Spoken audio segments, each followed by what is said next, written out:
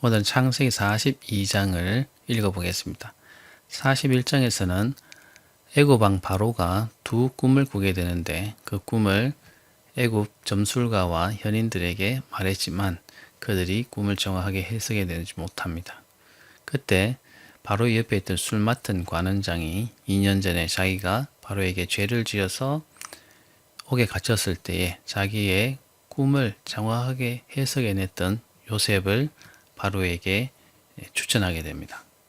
그래서 바로는 요셉을 불러서 자기의 꿈을 이야기하게 되고 그 두 꿈은 앞으로 있게 될 7년간의 풍년 그리고 그 7년간의 풍년을 집어삼킬 만한 7년간의 흉년에 대해서 말하게 됩니다. 그것을 하나님께서 바로에게 알려주기 위해서 그 꿈을 꾸게 하셨다라고 요셉이 말하게 되는데 그 바로는 이 요셉을 총리로 삼아서 그 7년간의 풍년과 7년간의 흉년을 대비해서 그 나라를 관장하도록 총리로 세우게 됩니다. 그것이 하나님의 계획하심이었고 하나님이 이 요셉을 지금까지 이끄신 하나님의 뜻이었다고 요셉은 받아들이게 되었을 것 같습니다. 자, 이제 42장에 넘어가서 어떤 내용이 기록되어 있는지 한번 보겠습니다. 자, 그때에 야곱이 애굽에 곡식이 있음을 보고 아들들에게 이르되 너희는 어찌하여 서로 바라보고만 있느냐. 그때라는 것은 이제 7년의 흉년이 시작되었을 때를 말합니다. 7년의 흉년이 시작되었을 때 애굽 땅을 비롯해서 그 근동의 모든 각지에서는 흉년이 같이 시작되고 있었습니다. 그래서 먹을 것이 없었죠. 애굽뿐만 아니라 모든 각지에서는 곡식이 생산되지 못하는 지경에 이르렀습니다. 그래서 야곱이 애굽에서는 그래도 저장되어 있는 곡식이 있다 하는 말을 듣고 아들들에게 이렇게 앉아있지 말고 서로 보고만 앉아있지 말고 가서 적극적으로 우리가 먹을 것을 사와라 라고 말하게 됩니다. 야곱이 또 이르되 내가 들은즉 저 애굽에 곡식이 있다 하니 너희는 그리로 가서 거기서 우리를 위하여 사오라. 그러면 우리가 살고 죽지 아니하리라 하매. 야곱이 그 아들들에게 애굽으로 내려가서 곡식을 사와서 그들이 먹을 수 있도록 하라고 말하게 됩니다. 야곱은 직접 애굽으로 내려가지 않습니다. 여러 가지 이유가 있었겠지만 첫째로는 먼 거리를 여행할 수 있을 만한 나이가 되지 못했다는 것. 그리고 아무래도 이 가나안 땅을 떠난다는 것이 약속의 땅을 떠난다는 것이 마음에 걸렸을 가능성이 높습니다. 그래서 야곱은 그 아들들을 보내서 그들이 먹을 만한 양식을 구해 오게 합니다. 그래서 요셉이 11사람 요셉의 형 11사람이 애굽에서 곡식을 사려고 내려갔습니다. 10사람이죠. 11사람이 아니고 요셉과 베냐민을 합해서 12사람이죠. 그 요셉의 형 10사람이 애굽에서 곡식을 사려고 내려갔습니다. 근데 야곱은 요셉의 아우 베냐민, 자기가 사랑하는 여인이었던 라헬은 베냐민을 출산하다가 죽었지만 그 라헬에게서 태어난 요셉과 베냐민을 편애했죠. 요셉은 짐승에 의해서 죽었다고 생각했고 그래서 남은 이 베냐민은 아주 귀한 아들로 막내 아들이었기도 했고 라헬이 낳은 아들이었기 때문에 아주 극진히 요셉처럼 아꼈을 것 같습니다. 그래서 베냐민은 빼고 그 10형제를 이집트로 내려보내게 됩니다. 그래서 요셉 아우 베냐민은 그 형들과 함께 보내지 아니하였다고 하죠. 그의 생각에 재난이 그에게 미칠까 두려워함이었더라. 또 요셉은 짐승에 의해서 죽었지만 베냐민도 그 오가는 길에서 해함을 받아서 베냐민이 혹시라도 해함을 받거나 죽을 수 있었기 때문에 야곱이 베냐민을 아끼는 마음에 또 어리고 했기 때문에 베냐민을 보내지 않았다. 그런 말이 되겠습니다. 그리고 이스라엘의 아들들이 양식 사러 간 자 중에 있었으니 가나안 땅에 기근이 있습니다. 양식 사러 간 자, 다시 말하면 그 애굽 근동의 각 지역에서 양식을 구하기 위해서 애굽으로 다 모여들었는데 그 사람들 중에 섞여서 갔다는 얘기죠. 애굽으로. 그래서 가나안 땅에 기근이 있어서 갔다. 이런 말이 되겠습니다. 때에 요셉이 나라의 총리로서 그 땅 모든 백성에게 곡식을 팔더니 요셉의 형들이 와서 그 앞에서 땅에 엎드려 절하매. 자, 이렇게 그 형제들이 애굽에 와서 곡물을 사려고 왔습니다. 그렇게 곡물을 사려고 오면은 아마 그런 곡물들을 해외에 있는 애굽 땅의 그 바깥에 곡물을 사가는 사람들이 있으면 높은 관직에 있는 누군가가 그것을 허락해야 되는 그런 원리가 있었던 것 같습니다. 그래서 요셉이 나라의 총리로서 그 땅 모든 백성에게 곡식을 팔고 있었습니다. 왜냐하면 그 거둬들인 그 곡간은 바로의 창고에 있었기 때문에, 바로의 소유였기 때문에, 왕의 소유였기 때문에 그 애굽 땅의 사람들에게 팔았을 뿐만 아니라 또한 그 곡식을 사러 애굽으로 들어온 외지 사람들에게도 왕의 이름, 바로의 이름으로 그것을 팔았다는 얘기죠. 왜냐하면 소유가 바로였기 때문에 그렇습니다. 그래서 요셉의 형들이 와서 그 앞에 땅에 엎드려 이제 절하게 됩니다. 자, 요셉은 그 형들을 알아보았겠죠. 그렇지만 요셉의 형들은 요셉을 알아보지 못했습니다. 왜냐하면 요셉은 높은 관직, 총리에 되어 있었고, 또 외형적으로도 아마 이집트의 전통적인 또 외형적인 모습을 갖추고 있었기 때문에 아무래도 그 형들은 요셉을 쳐다볼 수도 없었고, 사실은 알아볼 수도 없었을 것입니다. 그래서 요셉의 형들이 와서 요셉에게 엎드려서 절했습니다. 그 사가기 위해서. 근데 요셉은 자기 형들인 줄 바로 알았겠죠. 그렇지만 모르는 체하고 권위 있는 목소리로 말합니다. 이르되 너희가 어디서 왔느냐? 그들이 이르되 곡물을 사려고 가나안에서부터 왔습니다. 이렇게 말합니다. 요셉은 그 형들을 알아보았죠. 그들은 요셉을 전혀 알아보지 못했고 요셉이 살아있을 것이라고 생각지도 못했을 것 같습니다. 근데 요셉이 그들에게 대하여 꿈을 생각하고, 어릴 때 자기 아버지와 같이 있었을 때에, 형제들과 같이 있었을 때에 꿈이 두 꿈이 있었죠. 벳단이 자기에게 절하는, 형제의 벳단이 자기를 향해서 절하는 꿈이 있었고, 해와 달과 별이 자기에게 절하는 그런 꿈을 꾸었죠. 그때에 하나님께서 꾸게 하신 그 꿈이 이제 생각난 거죠. 왜냐하면 요셉에게 그 형들이 절하고 있는 그 상황이 이제 그 꿈이 이루어지는 때였다고 생각이 들었기 때문에 그 꿈이 갑자기 머릿속에 떠올랐던 것 같습니다. 그런 생각을 하고 요셉은 그 형들에게 말합니다. 너희들은 정탐꾼이다. 이 나라의 틈을 엿보려고 왔다. 이렇게 몰아세우게 됩니다. 당시 애굽은 여러 외국의 세력들에 의해서 견제당하고 있는 그런 상황이었고, 또한 항상 어느 나라든지 이 정탐꾼을 두고 있었습니다. 그래서 상대 국가가 어떻게 정치를 하고 또 백성들의 민심이 어떤지, 또 어느 지역에 군대가 파견되어 있는지를 항상 파악하기 위해서 정탐꾼을 보내어서 항상 이 정보를 파악하고 있었죠. 그래서 이 정탐꾼으로 사용하기에 가장 좋은 부류의 사람들은 바로 무역을 하는 사람들이었습니다. 이 사람들은 이 나라에서 물건을 사서 저 나라에 팔아서 그 나라에 도움을 주고 있었기 때문에 무역하는 사람들은 양쪽 나라에 대해서 꼭 필요한 사람이었습니다.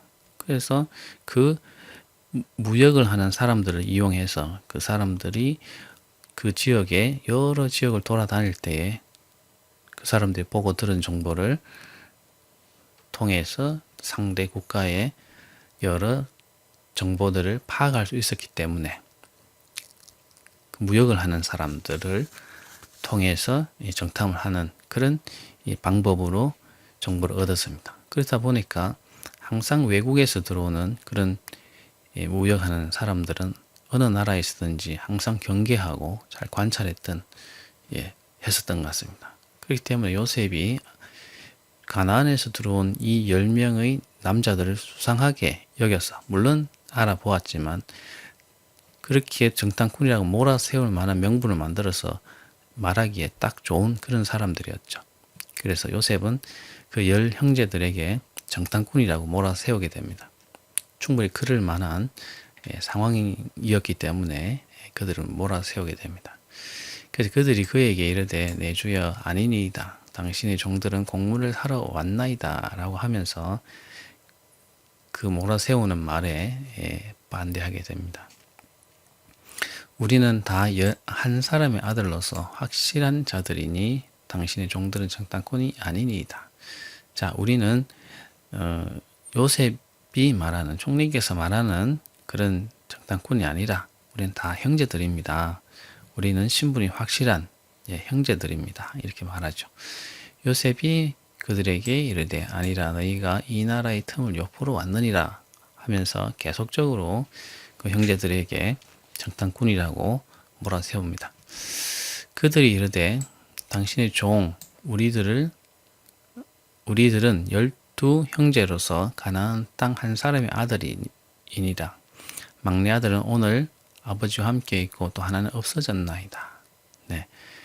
자기들에 대해서 더 구체적으로 소개하죠. 가나안 땅의 한 사람, 다시 말하면 그들의 아버지 야곱의 아들인데 12명의 원래는 12명의 형제였습니다. 그런데 막내는 아버지와 지금 같이 있고 한 형제는 없어졌어 죽었다는 말이죠. 없어져서 지금은 10명입니다. 이렇게 말하죠. 사실은 사실이죠. 네, 없어졌다라고 하는 거 죽었다는 것인데 사실은 죽은지 안 죽은지 정확하게 모르는데 그 형제들은 자기들을 소개할 때 이 요셉에 관한 부분에 있어 얘기할 때는 사실대로 그들이 팔았다라고 하지 않고 없어졌다라고 말하고 있습니다. 네, 그렇게 말하는 게 당연할 수도 있지만 요셉 입장에서 볼 때는 그것은 거짓말이거든요. 그래서 이제 형제들이 어떻게 그들의 마음을 가지고 있는지, 자기에 대해서 마음을 가지고 있고 어떻게 사는지를 파악해 보기 위해서 아마 이런 질문들을 다 아는 질문이지만 질문들을 지금 하고 있는 것 같습니다. 그 요셉이 그들에게 이르되 내가 너희에게 이르기를 너희는 정탐꾼들이라 한 말이 이것이니라. 네, 이 말은 조금 해석하기 어려운데 정탐꾼들이라 한 말이 이것이니라 이 말은 내가 하는 말이 맞다. 너희들은 정탐꾼이다. 이런 뜻이 되겠습니다. 더 강조해서 너희들은 아니야. 너희들은 정탐꾼이야. 이렇게 몰아세우는 것입니다. 그래서 너희는 이같이 하여 너희 진실함을 증명할 것이라. 자, 내가 말하는 대로 그러면 너희들이 말하는 것이 사실이라는 것을 증명해봐라. 내가 바로의 생명으로 맹세하노니 바로의 생명으로 맹세한다는 것은 바로의 권위를 가지고 내가 맹세한다. 내가 말하는 거짓말 아니다. 이런 표현이 되겠습니다. 너희 막내 아우가 여기 오지 아니하면 너희가 여기서 나가지 못한다. 내가 바로의 생명으로 맹세하느니 무조건 이 것을 지켜야 된다. 이렇게 맹세를 세우고 있습니다. 반드시 베냐민을 데려와야 된다는 것을 강조하죠. 그래서 너희 중 하나를 보내어 너희 아우를 데려오게 하고 너희는 갇혀 있으라. 내가 너희의 말을 시험하여 너희 중에 진실이 있는지 보리라. 바로의 생명으로 맹세하노니 그리하지 아니하면 너희는 과연 정탐꾼이니라 하고. 네, 너희 중 10명 중에 한 명이 가서 베냐민을 데리고 와라. 그리고 9명은 갇혀 있어야 된다. 그래서 그것이 맞는 것이 확실하게 되면 내가 너희들을 보내주겠다. 네, 이렇게 이제 말하죠.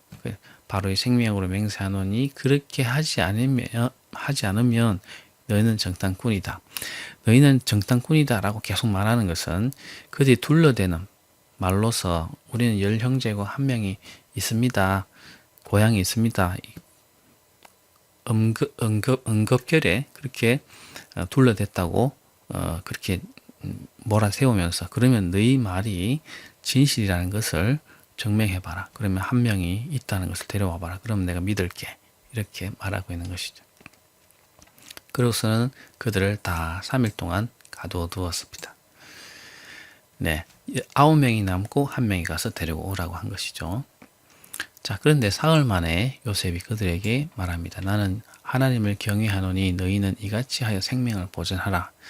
사흘째 되던 날에 3일을 갖춰놓고 이제 사흘째 되던 날에 요셉이 내 가만 생각해 보니까 하나님이라는 분을 내가 안다. 하나님이라는 신을 내가 안다. 그래서 너희들이 믿는 하나님을 내가 믿기 때문에 그러면 이렇게 하자. 그렇게 해서 너희들의 생명을 건져라. 이렇게 말하면서 어떤 조건을 다시 제시하냐면은 너희가 확실한 자들이면 너희 형제 중 한 사람만 그 옥에 갇히고 너희는 곡식을 가지고 가서 너희 집안의 굶주림을 구하고 너희 막내 아우를 내게로 데리고 오라. 그러면 너희 말이 진실함이 되고 너희가 죽지 아니하리라 하니 그들이 그대로 하니라.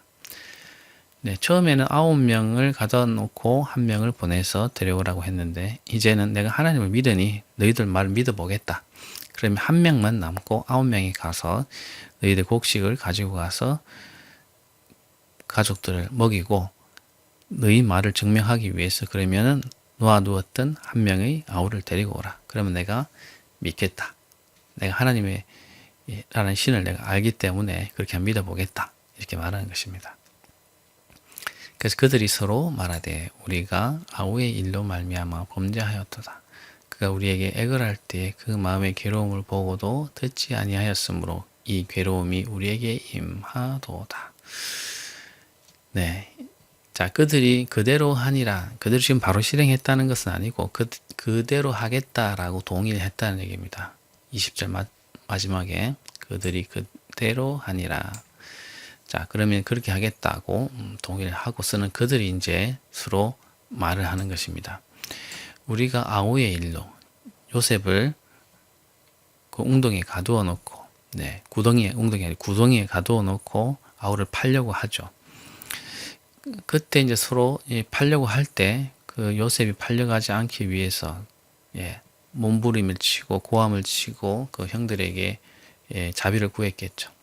그때 그 괴로운 마음에 우리에게 애걸할 때 그 마음의 괴로움을 보고도 우리가 듣지 않고 그 요셉을 팔았는 것에 대해서 그때 그 요셉의 괴로움과 그 마음이 우리에게도 지금 하나님께서 자기들에게 그렇게 한 것의 범죄에 대한 대가로 죄에 대한 대가로서 자기들에게 주셨다라는 것을 자기들이 말하고 있는 것입니다. 그래서 루벤이 첫째 아들이죠. 루벤이 그들에게 대답하여 이르되 내가 너희에게 그 아이에 대하여 죄를 짓지 말라고 하지 아니하였더나 그래도 너희가 듣지 아니하였느니라. 그러므로 그 핏값을 치르게 되었도다 하니. 자, 루벤이 나서서 자기가 그 요셉을 구하려고 팔지 말자고 그렇게 했는데 죽이지 말자고 그렇게 했는데 그렇게 너희들이 하는 바람에 그것에 대한 핏값으로 대가로 하나님께서 우리에게 대가를 물으시는 거구나 이렇게 하면서 한탄하게 됩니다. 자, 이 이야기를 그 10형제들이 하는 이야기를 요셉은 다 듣고 있었습니다.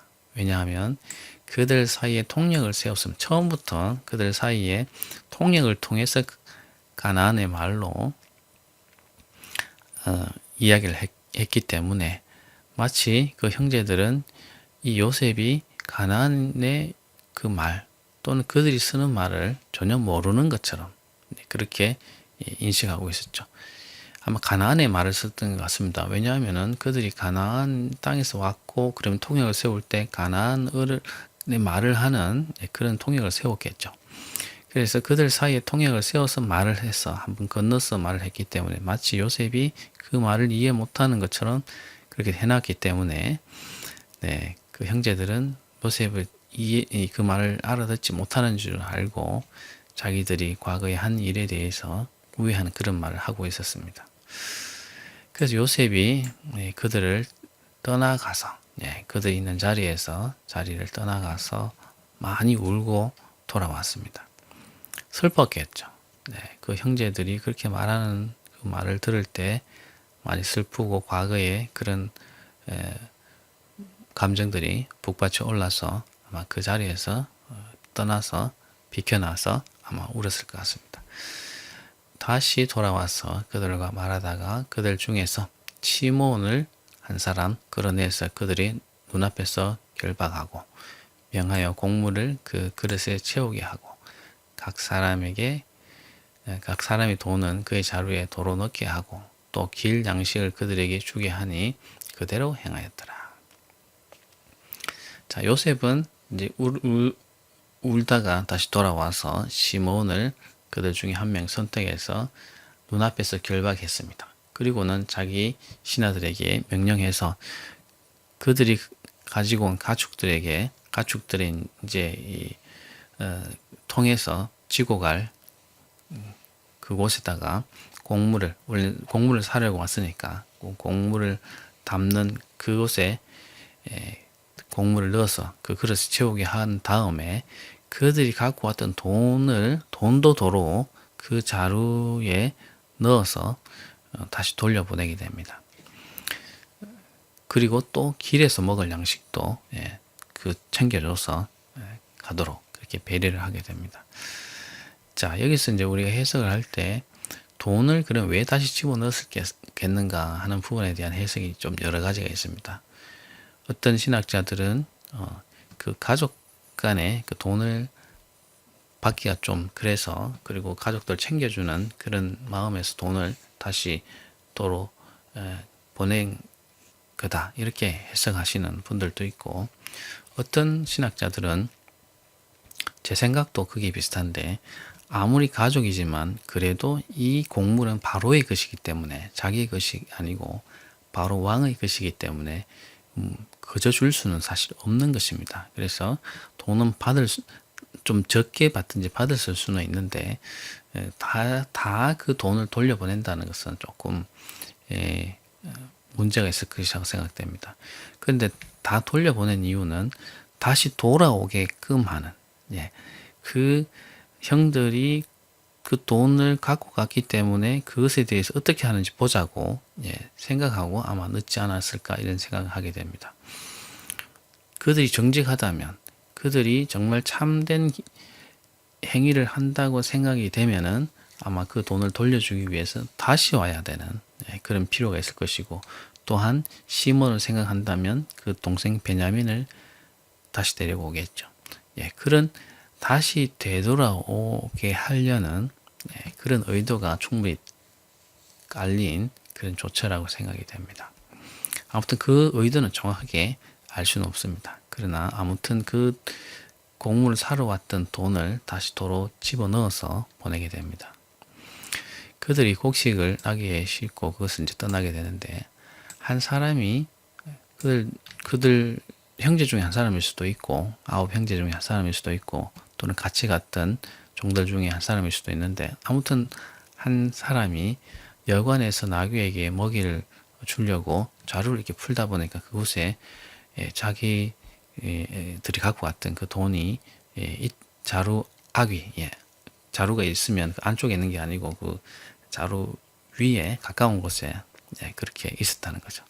그래서 그가 그 형제들에게 말하되 형제가 바뀌었네요. 형제들에게 말하되 내 돈을 도로 넣었도다. 보라 자루 속에 있도다. 이에 그들이 혼이 나서 떨며 서로 돌아보며 말하되 하나님이 어찌하여 이런 일을 우리에게 행하셨는가 하고 자, 한 형제가 그것을 뜯어보고서는 다른 형제들에게 이야기했겠죠. 그러니까 다른 형제들이 이제 그 돈으로 인해서 더더욱 자기들이 지금 도적으로 지금 몰릴 판이게 생겼거든요. 정탐꾼으로 지금 의심을 받고 있을 뿐만 아니라 또한 도적 정도로 자기들이 또 지금 누명을 쓰게 될 그런 지금 판에 놓여 있습니다.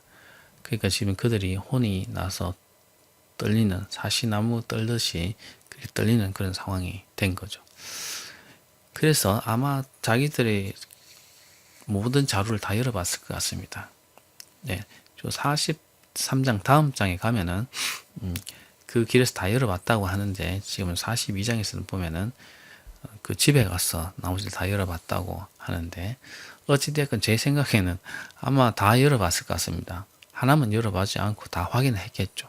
그런데 아마 모든 자료에 그들이 갖고 갔던 그런 돈이 다 들어있었기 때문에 아마 대단히 놀랐을 것 같습니다. 왜냐하면은 자기들이 그 돈을 다시 가지고 왔다고 생각하면 이 시몬이 살아남기는 불가능하다고 생각하겠죠. 돌아가지 않는 한에는 시몬이 위험에 처하게 됐다. 자기들이 돌아가지 않더라도 죽을 수 있으니까 아마 그런 생각을 했을 것 같습니다. 그들이 가나안 땅에 돌아와 그들의 아버지 야곱에게 이르러 그들이 당한 일을 자세히 알려주었습니다. 그래서 그 땅의 주인인 그 사람이 음하게 우리에게 말씀하시되 우리를 그 땅에 대한 정탐꾼으로 여겼기 때문에 우리는 확실한 자들이요 정탐꾼이 아니다 이렇게 항변했다는 것을 말하고 우리는 한 아버지 12 형제였는데 하나는 죽어버리고 하나는 막내는 오늘 우리 아버지와 함께 있어서 가나안에 있다 이렇게 말했더니만 그 땅의 주인 그 총리가 그 사람이 우리에게 다시 말하되 내가 이같이 하여 너희가 확실한 자들임을 알겠다. 너희 중에 형제 중 하나를 내게 두고서 양식을 가지고 가서 너희 집안의 굶주림을 구하고 나서 너희 막내 아우를 내게 데려오라. 그러면 내가 알겠다. 이 말이죠. 그러면 너희가 정탐꾼이 아니요 확실한 자들임을 내가 알고 너희 형제들을 너에게 돌려보낼 것이니까 너희가 이 나라에서 무역하리라. 무역하리라는 말은 원어를 찾아보면 무역하겠다는 뜻보다는 자유롭게 다닐 수 있게 해주겠다. 이런 뜻입니다.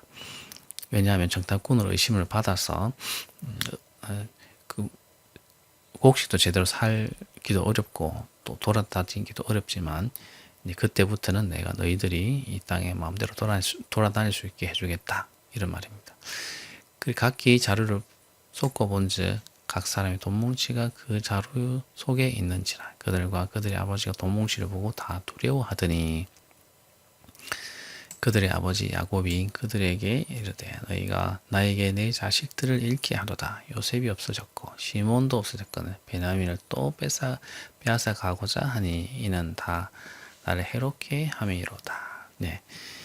이미 시몬이 죽은 것처럼 여기서는 말하고 있습니다. 왜냐하면 지금 이 돈을 다시 가져와 버렸기 때문에 더더욱 시몬을 살리기는 다시 찾아오기는 어렵다고 생각했을 수도 있을 것 같습니다. 그래서 요셉도 없어지고 시몬도 없어지고 또 지금 베냐민을 데리고 가고자 하지만 데려갔을 때 못 데리고 올 가능성이 높기 때문에 지금 베냐민을 데리고 애굽으로 보내야 되는지 말아야 되는지 고민하는 지금 그런 상황이죠.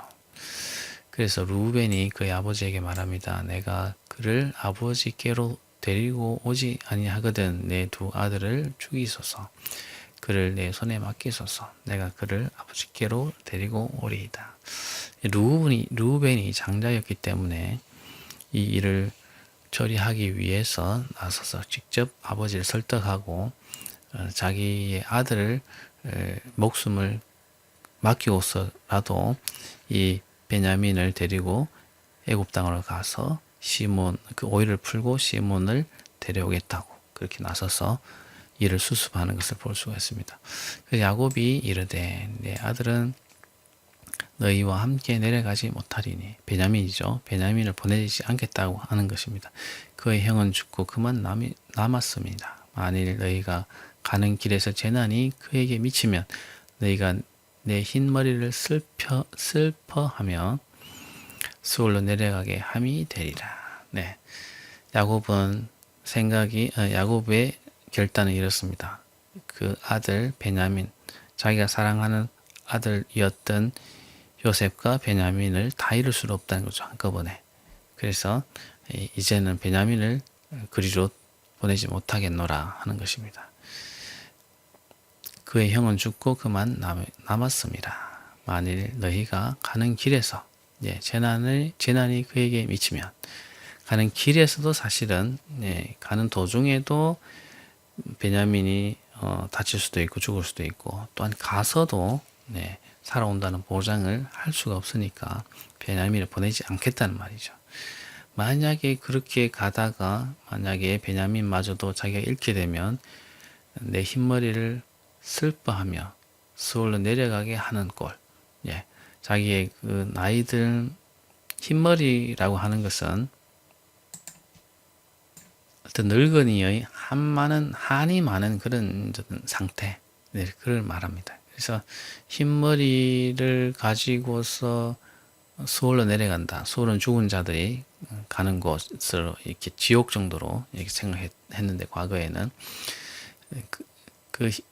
그런 이제 늙은이가 슬픈 마음을 가지고 죽음을 맞이하게 되는 아버지를 죽게 하는 그런 것이 될 것이다. 이런 식으로 시적으로 좀 말하고 있습니다. 결국 야곱은 자기 아들을 보내지 않으려고 베냐민을 보내려고 하지 않습니다. 사실 어떻게 보면 시몬을 포기하는 거죠. 그래서 어떻게 보면은 그렇게까지 해야 되겠냐 싶은 그런 마음이 들지만 야곱은 그때 당시에 마음은 그 아들을 그 사랑하는 베냐민을 잃어서는 안 된다는 그런 생각이 앞섰기 때문에 이렇게 말하고 있습니다. 근데 43장에 가면은 그 마음을 돌이켜서 베냐민을 보내게 됩니다. 마음에 다른 결단을 하고 보내게 되는데 그 이야기는 내일 또 한번 읽어보겠습니다. 42장은 조금 길고 내용이 복잡해서 좀 시간이 걸렸는데 천천히 읽어보시면 이해하시는데 크게 어려움이 없을 거라 생각됩니다.